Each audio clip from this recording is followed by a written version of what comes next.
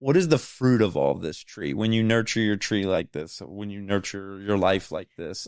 You're watering the good seeds. You're watering the seeds that you want, And so if you want to go back, back to woo woo and full moon, harvest moon, new For you. moon and all of that. Yeah. The new moon is all about, I think, the time to think about what seeds that you want to water in that cycle. And then the full moon is kind of assessing, did you, when you watered this thing that you wanted to water, what did you need to plume in order to, like, what came out of it? If it's something that you didn't like, what do you need to prune, right? So I think what comes out of all of this is, one, living in the present moment, which is very, very important if you want to be content. And the other part of it is, just acceptance. It's a wonderful thing to be just acceptance of who you are, loving who you are. And I think I get a lot, it's funny, I get a lot of people who do the work and they're like, when am I going to be okay? And I'm like, never, like, well, and always. And always, exactly. You know what I mean? It's like it's all about managing your emotions so that you don't spin out of control. It's about being happy with who you are, being happy with who you're with, because life is short. And so it's just really important to be in the present moment, be happy. Yeah. Be here now. Yeah. I get that. And then some level of radical self-acceptance. Yeah, absolutely. Some level of, radical self-compassion. Mm-hmm. Yeah, I love that. Mm-hmm. And that all... There's nothing worse than hating yourself. Yeah. Yeah. Yeah. Being your own worst enemy. Mm-hmm.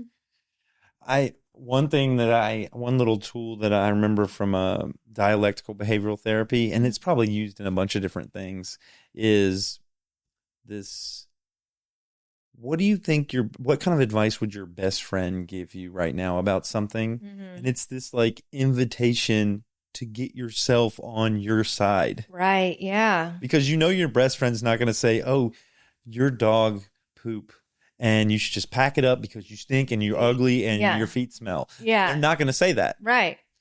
Right. Yeah. They're going to motivate and support you and because you know what good friendship is like. Right. So why not apply that to why don't you be your best friend? Right. Right. We don't know. Like, it's uncomfortable. It's so much easier, and radical acceptance is hard, for a lot of people. Dude, yeah. Yeah. Carl Rogers called it unconditional positive regard. Mm-hmm. And it was groundbreaking when he started, and I guess other people were doing it around that time, this human potential movement. Yeah. The idea that, you accept behaviors, you love the person, and you accept the person, and you don't make their behaviors equal to how much you can care about them and have compassion and empathy for them. Right. And when we cycle that back on ourselves, have compassion and empathy for ourselves. Yeah. That's watering that seed, like you were saying in the new moon. Mm-hmm.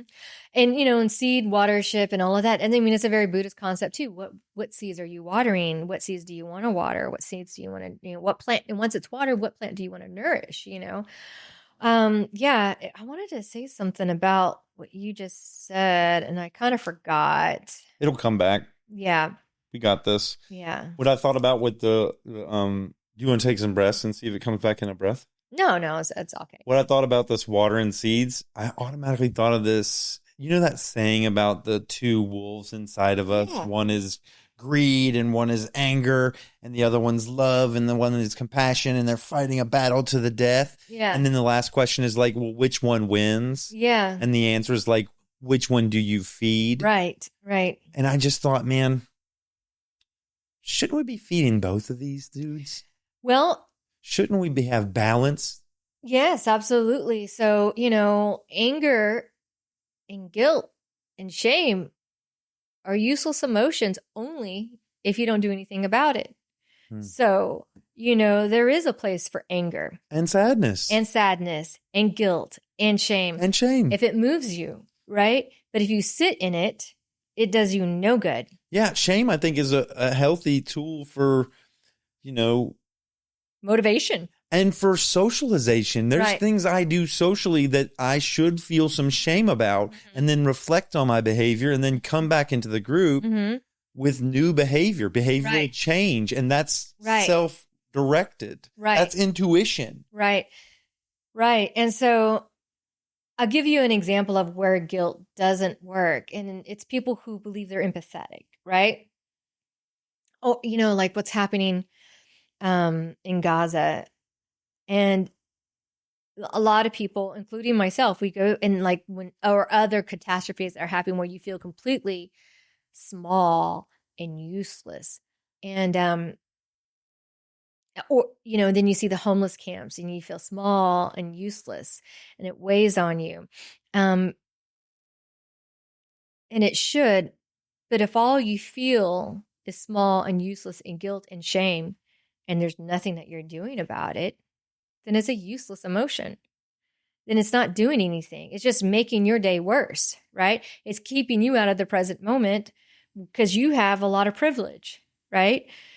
I do believe that if you really feel that angry about some of these issues, then you have to do something. And if you don't do anything, that's fine. It really is. But don't waste your energy feeling guilt about it. Mm. You know what I mean? Because your guilt is not helping the Palestinians. Your guilt is not helping homeless camp. the homeless camp. I might say this a bunch. It reminds me of this idea. If there's something that's tormenting you, ask yourself 2 questions. Can you do anything about it? If the answer is yes, do it. Yeah. If the answer is no, don't worry about it. And if the answer is like, I wish I could, then still, but I don't have the time, then that is a can't. Well, yeah, that's a can't. It's like, can I do anything about it? Yeah. And then what's the second question but both of them lead to like, don't worry about it. Can I do anything about it now? It's like, what are we worrying about? What are we focusing our energy and attention on? I tell people all the time, your guilt does not make you a better person. Yeah. It really doesn't. And I'm not saying go in the world of like, I can't do anything about it, be callous about it. I'm just saying that your guilt does not make you a better person. I'll get a 6-pack of water and take it to the homeless camp or write a petition to our local government about Gaza. Exactly. Do something to release, because that makes the energy flow through you. Exactly. Because then you feel trapped. You know what I mean? And then, if you ever see a caged animal, when you feel like you can't do anything, you feel trapped. If you look at a caged animal in a cage and it doesn't, it gets mean or it gets scared and you have that energy living in your body, you have to release it, Yeah. So, and I go through these all the time with myself. Like obviously I'm not perfect, I have these battles and this inner dialogue, but I do remind myself like your guilt is not helping this person. Yeah. Your guilt's not helping this person. Yeah.